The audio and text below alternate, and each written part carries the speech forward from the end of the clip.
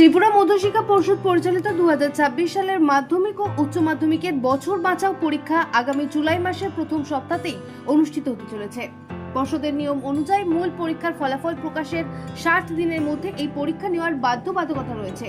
গত 8 মে মাধ্যমিক ও উচ্চ মাধ্যমিকের ফল প্রকাশিত হওয়ায় আগামী 6 জুলাই এই পরীক্ষা গ্রহণের সিদ্ধান্ত নিয়েছে পর্ষদ। মঙ্গলবার এক সাংবাদিক বৈঠকে এই গুরুত্বপূর্ণ তথ্য নিশ্চিত করেছেন পর্ষদ সভাপতি।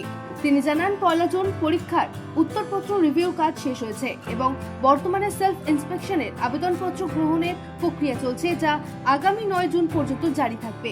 এখন আমাদের যাচাই করা হচ্ছে কতজন স্টুডেন্ট রিভিউ করার জন্য জমা দিয়েছে, ওদের ডাকা হবে, এগুলো জানানো হবে, পরে ওদের চিঠি দিয়ে জানানো হবে।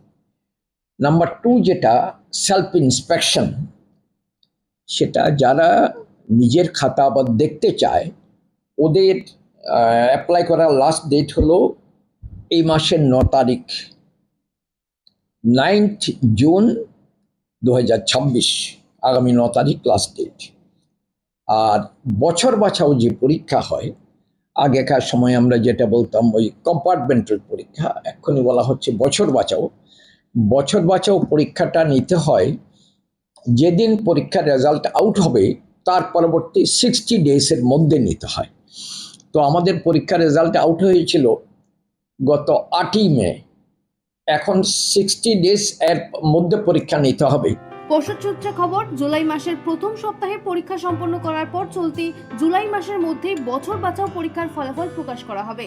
এই বিশেষ পরীক্ষার ফল প্রকাশের পর 2026 সালের মাধ্যমিক ও উচ্চ মাধ্যমিকের সার্বিক পাশের হার আরও কিছুটা বৃদ্ধি পাবে বলে আশা করছে। আর এই ফল প্রকাশের মধ্যে দিয়ে ত্রিপুরা মধ্যশিক্ষা পর্ষদের 2026-এর শিক্ষাবর্ষের যাবতীয় পরীক্ষা ও মূল্যায়ন প্রক্রিয়া আনুষ্ঠানিকভাবে সম্পন্ন হবে।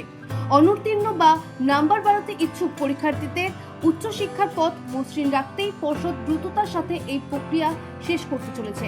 ত্রিপুরা থেকে দেবাশিস ঘোষের রিপোর্ট, সিএন ত্রিপুরা।